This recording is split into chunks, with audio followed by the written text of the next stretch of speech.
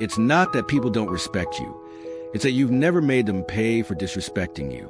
Have you ever felt invisible? Like you're in the room, but no one truly sees you? Like your voice enters the air but leaves no echo? You hold the door open. You remember birthdays. You stay up late to listen to their pain. You forgive what no one else would. And yet, they forget you first. You try to be kind. You try to be reasonable. You try to keep the peace. But the more you give, the more they overlook you. And then the questions start creeping in. Why do rude people get more respect?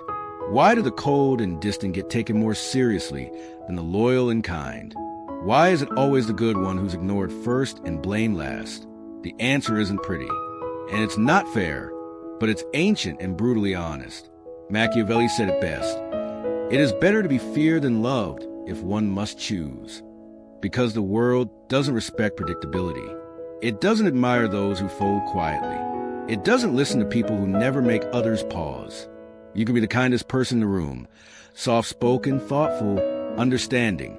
But if you never make anyone think twice before crossing you, you're not strong. And because you're not strong, you're not respected.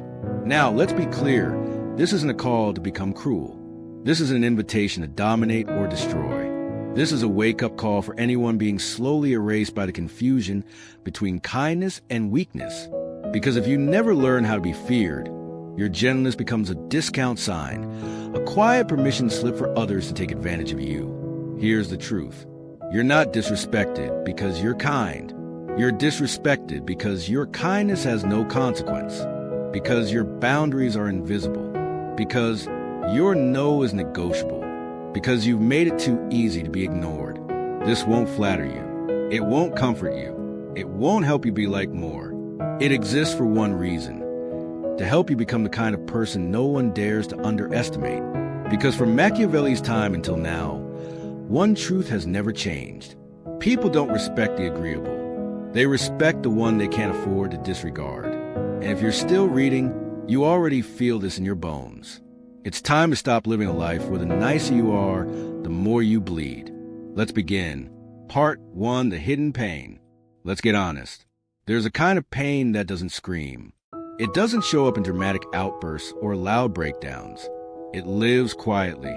It hides behind smiles, behind helpfulness, behind phrases like, "It's okay. Don't worry about it." This pain is not physical. It's psychological erosion, the kind that happens when you shrink yourself just a little bit every single day so others can feel more comfortable around you. You know the feeling. You hold back a boundary because you don't want to cause tension. You let that joke slide again because you don't want to be too sensitive. You nod when you disagree. You smile when you're hurt. You stay when everything in you wants to walk away. And slowly you vanish, piece by piece, silently, voluntarily, until one day you look in the mirror and realize you didn't become invisible by accident. You became invisible by design. This is a hidden pain Machiavelli never wrote about directly, but it's buried deep inside his warnings. Because when you live like this, when your entire existence is built around pleasing, adapting, smoothing over, avoiding confrontation, you become exactly the kind of person the world loves to use but never truly respects.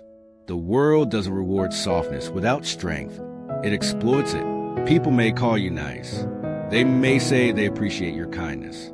But when it matters, when push comes to shove, they don't listen to you.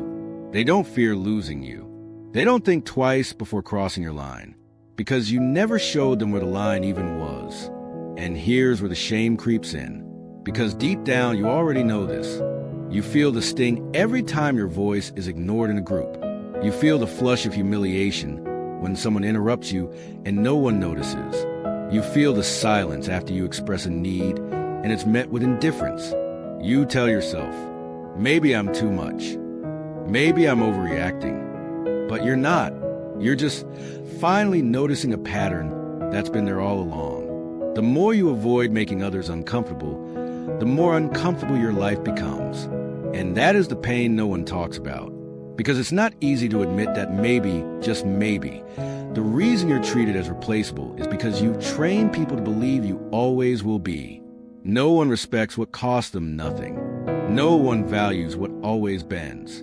And maybe no one told you this before, so let me be the first. You're allowed to be respected, but only if you stop making yourself so easy to disregard.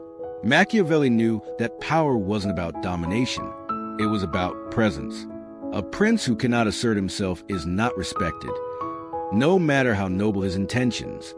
And you, right now, you're living like a kingdom without walls, wide open, undefended, begging not to be attacked. But here's the brutal truth. The world doesn't protect what will not protect itself. Respect doesn't come to those who plead for it. It comes to those who become it. So the question is no longer, why don't they respect me? The question is, when did I decide that being liked was more important than being respected?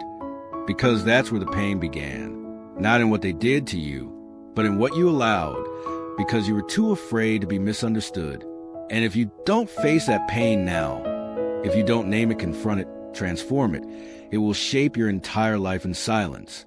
You'll build friendships that drain you, relationships that depend on your silence, careers where you're constantly overlooked.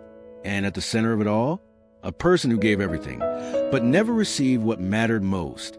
Respect, not fear-based domination, not applause, just a quiet, powerful understanding. This person knows who they are, and I'd better think twice before treating them carelessly.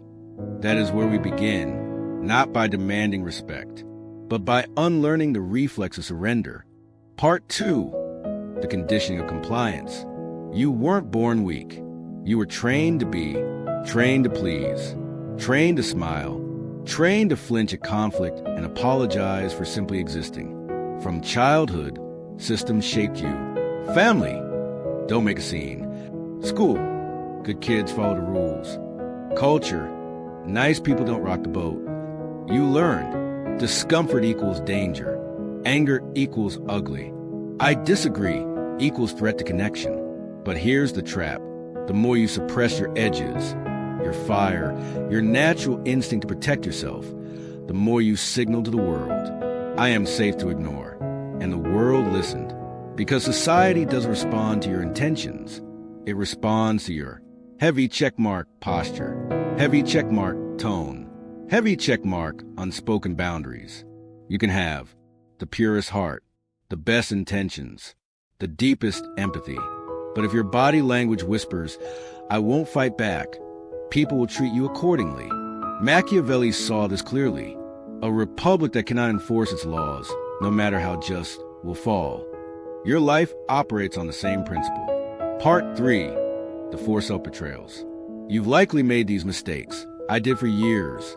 Mistake 1, confusing likability with respect. Being liked equals temporary emotions.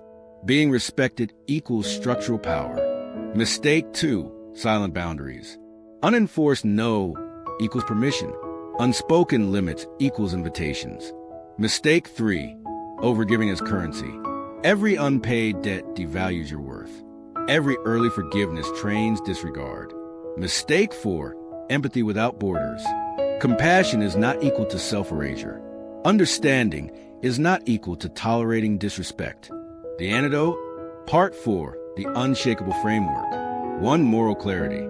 Define non-negotiable standards. Enforce them consistently. 2, emotional discipline. Respond, never react. Master discomfort before it masters you. 3, strategic presence. Speak less, mean more. Let silence build weight. Machiavelli wasn't teaching cruelty. He revealed the mechanics of survival in an unfair world. Part 5, the transformation. This isn't about becoming tough. It's about heavy checkmark replacing will they like me with do I respect myself here? Heavy checkmark, trading over-explaining for unapologetic action. Heavy checkmark, making your absence felt. Final truth, the world doesn't change its rules for the kind. It rewards those who understand the game. Your kindness deserves sharp edges, not to harm others, but to protect what makes you worth respecting. Part 6, the anatomy of respect. How fear and love actually work. Machiavelli's infamous quote, "It is better to be feared than loved," isn't about cruelty. It's about predictability of consequence. Modern research confirms this. Columbia University study, 2017 teams describe respected leaders as those who consistently enforce standards, while liked leaders were seen as influence-less. Harvard Negotiation Project finding: negotiators who use strategic silence versus over-explaining gained 23% more concessions. Historical proof: Gandhi's unbreakable fast forced British concessions through fear of consequence, his potential death. Steve Jobs' reality distortion field worked because people feared being excluded from his vision. Your mistake? Believing respect comes from giving rather than being. Part 7, the respect algorithm. Respect equals consistency plus consequences, divided by tolerance for discomfort. Case study: the restaurant that failed. A chef, let's call him Marco, obsessed over customer satisfaction, compromised on dish quality to avoid complaints. Let regulars bully staff. Never raise prices despite inflation. Result? Within 2 years. Food critics dismissed him as unremarkable. Staff quit, no respect for leadership. Bankruptcy. His fatal error? No cause for disrespect. Contrast with Chef Gordon Ramsay. Feared for his standards, yet staff would take bullets for him. Part 8, practical resets, starting today. 1. The 24-hour rule. Next time someone crosses a line, wait 24 hours before responding. This builds psychological weight, forces them to sit with discomfort. 2. The 3-second power pause. When asked to compromise values, count silently. 1, 2, 3, then answer. The delay signals deliberation. 3. The strategic no. Instead of, sorry, I can't, say, I don't do that. No explanation. Part 9, the invisible threshold. Respect isn't taken, it's surrendered to. When you reach this threshold, people preemptively adjust behavior around you. Apologies come before you complain. Your silence carries more weight than other speeches. Sign your close? You hear, there's something different about you. They can't articulate it. That's the point. Final warning. This transformation will cost you. Some relationships, the parasitic ones. Comfort, you'll face more tension short term. Your old self-image, the nice identity dies. But what you gain, the unshakable certainty that you deserve respect, is worth every loss. The choice isn't between kindness and strength. It's between being kind and ignored or kind and unignorable. Part 10, the respect reckoning. When the world tests your new resolve, the moment you start changing, the universe will send challengers. These are your final exams in self-sovereignty. Test 1, the guilt tripper. What they do? I guess you're too important to help now. Old you apologizes and overcompensates. New protocol, that's correct. Plus stone cold eye contact. Test 2, the boundary pusher. What they do? Just this once. For the 47th time, old you sighs and relents. New protocol. We've discussed this. Plus walk away mid-sentence. Test 3, the emotional accountant. What they do? After all I've done for you, old you caves the perceived debt. New protocol. And I appreciated those things when they happened. Plus subject closed. Part 11, the body language of unfuckwithability.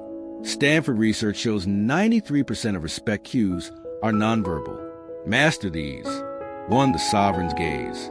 When interrupted, stop speaking but maintain eye contact until they falter. Average person breaks eye contact in 3.2 seconds. Power holders last 7+. 2, the throne posture. In chairs, occupy full space, elbows on armrests. Standing, weight evenly distributed, no shifting. 3, the tempo trick. Slow all movements by 20%, especially reaching for drinks/phones.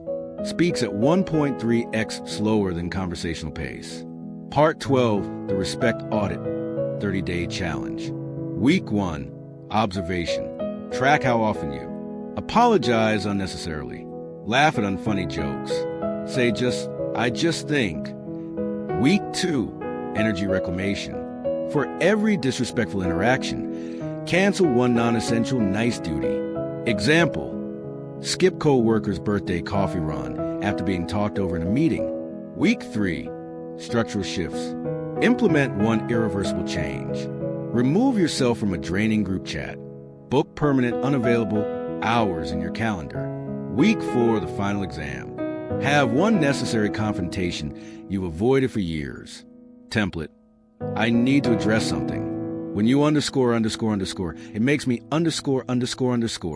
This stops now. Part 13, the unexpected reward. When you consistently enforce standards. 1. The vibe shift. People begin asking permission. Is this a good time? Gift/appreciation arrived unsolicited. 2. The promotion paradox. Authority comes without title changes. You're suddenly consulted on big decisions. 3. The mirror effect. Others start emulating your mannerisms/speech patterns. Final reality check.